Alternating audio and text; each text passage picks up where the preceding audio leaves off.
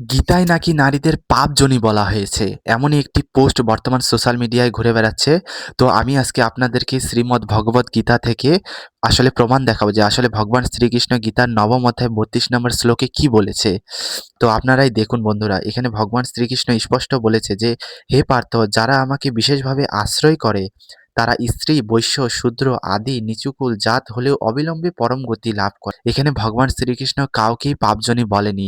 এখানে ভগবান শ্রীকৃষ্ণ বলেছে যে কেউ যদি নিচু জাত হয় এবং অধম হয়, পাপী হয়, কোনো নারীও যদি পাপী হয়, তাহলে সে যদি আমার শরণে আসে তাকে আমি পরম গতি দিই। এখানে এই কথাটিই ভগবান শ্রীকৃষ্ণ গীতার মধ্যে বলেছে। কিন্তু কিছু কিছু মানুষ এই কথাটিকে নিয়ে অনেক ধরনের বাজে মন্তব্য দিচ্ছে এবং বলতেছে যে ভগবান শ্রীকৃষ্ণ নাকি গীতায় নারীদেরকে অপমান করছে, পাপজনী বলেছে।